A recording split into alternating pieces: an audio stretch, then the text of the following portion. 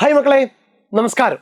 നമ്മുടെ +2 മലയാളത്തിലെ ഓരോ പാഠഭാഗങ്ങളുടെ ആശയം മനസ്സിലാക്കി പ്രധാനപ്പെട്ട ചോദ്യങ്ങൾ മാത്രം ചെയ്യുന്ന ഒരു വീഡിയോയിലേക്ക് എല്ലാവർക്കും സ്വാഗതം. നമുക്ക് കൃത്യമായിട്ട് കിട്ടേണ്ടത് ആശയമാണ്. ആശയം കൃത്യമായിട്ട് മനസ്സിൽ പതിഞ്ഞു കഴിഞ്ഞാൽ ഏത് ചോദ്യം ഏത് രൂപത്തിൽ ചോദിച്ചാലും നമ്മൾ എന്ത് ചെയ്യും? ഉത്തരം എഴുതിയിരിക്കും. അങ്ങനെ ഓരോ പാഠഭാഗങ്ങളും കൃത്യമായിട്ട് വിലയിരുത്തുന്ന 10 മിനിറ്റിൽ ദൈർഘ്യം കൂടാത്ത രൂപത്തിലുള്ള ചെറിയ വീഡിയോയിലേക്കാണ് നിങ്ങളെ ഞാൻ ക്ഷണിക്കുന്നത്. അപ്പോൾ എന്ത് ചെയ്യുക? മക്കൾ എനിക്ക് വേണ്ടിയുള്ള സപ്പോർട്ട് ചെയ്യുക, ലൈക്ക് ഒന്ന് അമർത്തിയേക്കുക. സബ്സ്ക്രൈബ് ചെയ്യാത്ത ആരെങ്കിലും വീഡിയോ കാണുന്നുണ്ടെങ്കിൽ ഒന്ന് സബ്സ്ക്രൈബ് ചെയ്യുക. മാക്സിമം ഈ വീഡിയോസ് ഒക്കെ എന്ത് ചെയ്യുക? ഫ്രണ്ട്സിന് ഷെയർ ചെയ്ത് കൊടുക്കുക. നമുക്ക് സമയം കളയാനില്ല. ഓണപ്പരീക്ഷ നാളെയാണ്. അതിനു മുമ്പ് ഈ പാഠഭാഗം എന്ത് ചെയ്യണം? സെറ്റാക്കി വെക്കേണ്ടതുണ്ട്. നോക്കിക്കേ, അവകാശങ്ങളുടെ പ്രശ്നം പി പത്മരാജൻ. അവകാശങ്ങളുടെ പ്രശ്നം പി പത്മരാജൻ. പാഠഭാഗം മുഴുവനായിട്ട് നമുക്ക് എടുക്കാനില്ല. പാഠസംഗ്രഹം. മരിച്ചവരുടെ ഛായാപടങ്ങൾ മാത്രം വിൽക്കുന്ന തെരുവിൽ ഒരു നട്ടുച്ചക്ക് തൻ്റെ അച്ഛൻ്റെയും അമ്മയുടെയും ചിത്രങ്ങൾ തേടി വിയർത്തു കിതച്ച് കയറി വരുന്ന ദിവാകരനാണ് ഈ കഥയിലെ പ്രധാന കഥാപാത്രം.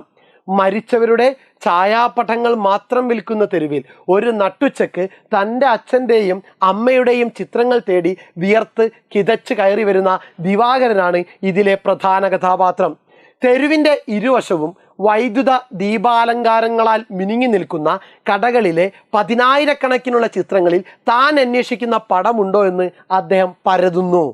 തെരുവിൻ്റെ ഇരുവശവും വൈദ്യുത ദീപാലങ്കാരങ്ങളാൽ മിനുങ്ങി നിൽക്കുന്ന കടകളിലെ 10,000-കണക്കിനുള്ള ചിത്രങ്ങളിൽ താൻ അന്വേഷിക്കുന്ന പടമുണ്ടോ എന്ന് അദ്ദേഹം പരതുന്നു.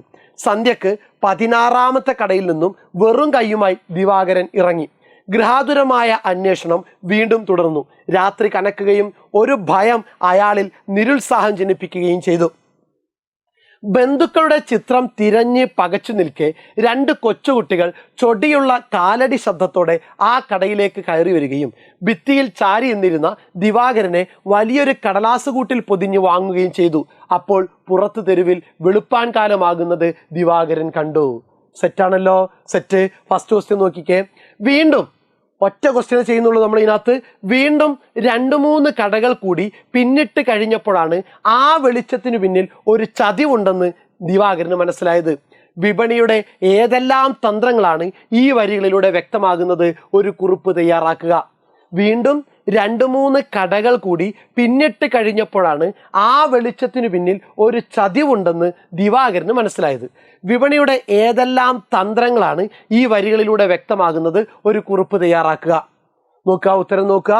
ഒരു വസ്തുവിൻ്റെ സ്വാഭാവികമായ കാഴ്ചയെ കൂടുതൽ ആകർഷകമാക്കി മാറ്റുകയാണ് അതിലേക്ക് വീഴുന്ന വെളിച്ചങ്ങൾ.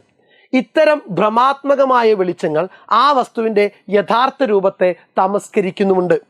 വെളിച്ചങ്ങൾക്ക് എല്ലാ വസ്തുവും ഒരേപോലെ ആകർഷകമാക്കാൻ സാധിക്കും. ഉപഭോക്താവിനെ ഉൽപ്പന്നം വാങ്ങാൻ പ്രലോഭിപ്പിക്കുക എന്ന വിപണന തന്ത്രമാണ് ഇതിൽ ഒളിഞ്ഞിരിക്കുന്നത്. വെളിച്ചത്തിൻ്റെ ധാരാളിത്തത്തിൽ പരിഭ്രമിച്ചു പോകുന്ന മനുഷ്യർ തനിക്ക് ആവശ്യമില്ലാത്ത സാധനങ്ങളാണെങ്കിൽ കൂടിയും അത് വാങ്ങാൻ നിർബന്ധിതനായിത്തീരും. ഇങ്ങനെ കമ്പോള സംസ്കാരത്തിൻ്റെ അടിമകളാക്കി തീർക്കുന്ന ചതിവും ഇത്തരം വെളിച്ചങ്ങൾക്ക് പിന്നിലുണ്ട്. സെറ്റാണോ? സെറ്റാണോ? ഒരു വസ്തുവിൻ്റെ സ്വാഭാവികമായ കാഴ്ചയെ കൂടുതൽ ആകർഷകമാക്കി മാറ്റുകയാണ് അതിലേക്ക് വീഴുന്ന വെളിച്ചങ്ങൾ. ഇത്തരം ഭ്രമാത്മകമായ വെളിച്ചങ്ങൾ ആ വസ്തുവിൻ്റെ യഥാർത്ഥ രൂപത്തെ തമസ്കരിക്കുന്നുമുണ്ട്. വെളിച്ചങ്ങൾക്ക് എല്ലാ വസ്തുവും ഒരേപോലെ ആകർഷകമാക്കാൻ സാധിക്കും. ഉപഭോക്താവിനെ ഉൽപ്പന്നം വാങ്ങാൻ പ്രലോഭിപ്പിക്കുക എന്ന വിപണന തന്ത്രമാണ് ഇതിൽ ഒളിഞ്ഞിരിക്കുന്നത്. വെളിച്ചത്തിൻ്റെ ധാരാളിത്തത്തിൽ പരിഭ്രമിച്ചു പോകുന്ന മനുഷ്യർ തനിക്ക് ആവശ്യമില്ലാത്ത സാധനങ്ങളാണെങ്കിൽ കൂടിയും അത് വാങ്ങാൻ നിർബന്ധിതരായിത്തീരും. ഇങ്ങനെ കമ്പോള സംസ്കാരത്തിൻ്റെ അടിമകളാക്കി തീർക്കുന്ന ചതിവും ഇത്തരം വെളിച്ചങ്ങൾക്ക് പിന്നിലുണ്ട്. പാഠഭാഗത്തിൻ്റെ ആശയം സെറ്റ്. പാഠഭാഗത്തിൽ നിന്ന് ചോദിക്കാൻ ഏറ്റവും കൂടുതൽ സാധ്യതയുള്ള വെളിച്ചങ്ങൾക്ക് പിന്നിലെ ചതിയെക്കുറിച്ചുള്ള ചോദ്യവും അതിൻ്റെ ഉത്തരവും കൂടി എന്ത് ചെയ്തിട്ടുണ്ട്? നിങ്ങളുടെ കയ്യിലേക്ക് തന്നിട്ടുണ്ട്. ക്ലാസ് വൃത്തിയായിട്ട് കാണുക, ആശയം കൃത്യമായിട്ട് മനസ്സിലാക്കുക, പാഠഭാഗം സെറ്റാക്കി വെക്കുക. ഇന്ന് രാത്രി നടക്കുന്ന നൈറ്റിലെ ക്ലാസ്സിലേക്ക് കൂടുതൽ ചോദ്യോത്തരങ്ങളും പരീക്ഷയ്ക്ക് വരാൻ സാധ്യതയുള്ള ഒബ്ജക്റ്റീവ് ടൈപ്പ് ചോദ്യങ്ങൾ ഉൾപ്പെടുന്ന ആ സെക്ഷനിലേക്ക് മാക്സിമം ഫ്രണ്ട്സിനെ കൂട്ടി എന്ത് ചെയ്യുക? നിങ്ങൾ എത്തിച്ചേരുക. ലൈക്ക് ചെയ്യുക. കമൻറ്റ് ബോക്സിൽ നിങ്ങളുടെ വിലയേറിയ നിർദ്ദേശങ്ങളും അഭിപ്രായങ്ങളും ഇട്ടേക്കുക. ഓക്കെ മക്കളെ, താങ്ക് യു.